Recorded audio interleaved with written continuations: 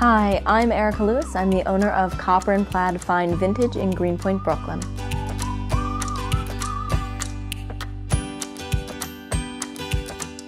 Copper+Plaid is a vintage store. I specialize in furniture mostly. A lot of rarities, oddities are always my favorite.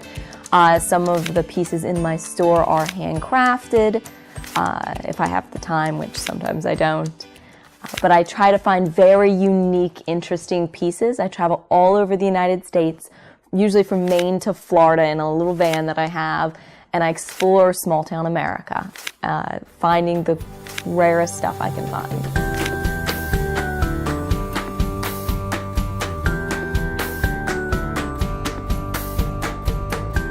So I'm inspired a lot by my parents. My mother growing up was very into vintage furniture and going out vintage shopping every weekend, so I'm deeply inspired by her.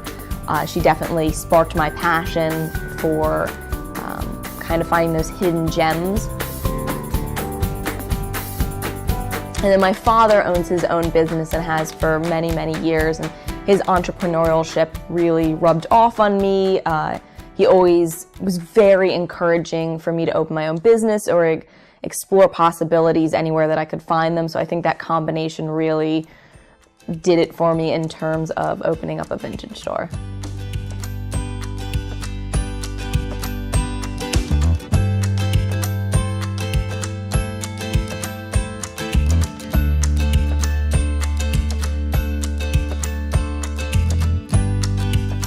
One of my favorite pieces that I have in the store currently is a trunk from World War II.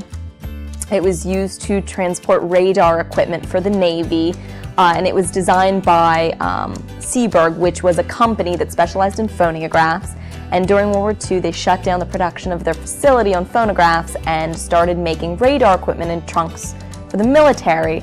And I love it because it's riddled in bullet holes. So it actually has such vast character to it. There's so much texture and history behind it. It's not just an object, it is actual living history. And there's actually still a bullet lodged in the top of it. I'll be vastly jealous of the person that takes it home. I believe I found that in Vermont. I have no clue how it ended up there. Sometimes you find those weird one-offs where you're not sure how it ever came to have its home in that specific place, but that's where it ended up. Another favorite piece of mine is a chandelier that I have in the store. It was made from a metal worker in Pennsylvania. It's actually the top of an antique beer still.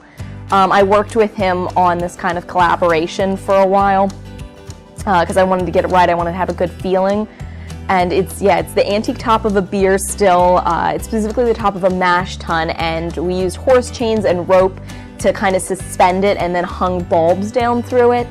It's a really great way to reclaim, items and find use for things that previously were kind of considered non-usable objects.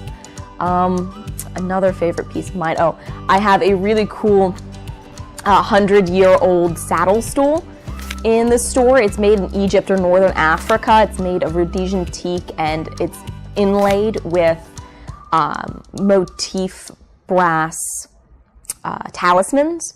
And I'm absolutely in love with it. I think it is one of the coolest pieces of furniture. It's so authentic and original and textural, which is a huge thing for me in terms of pieces for the store. Texture is the biggest selling point for me.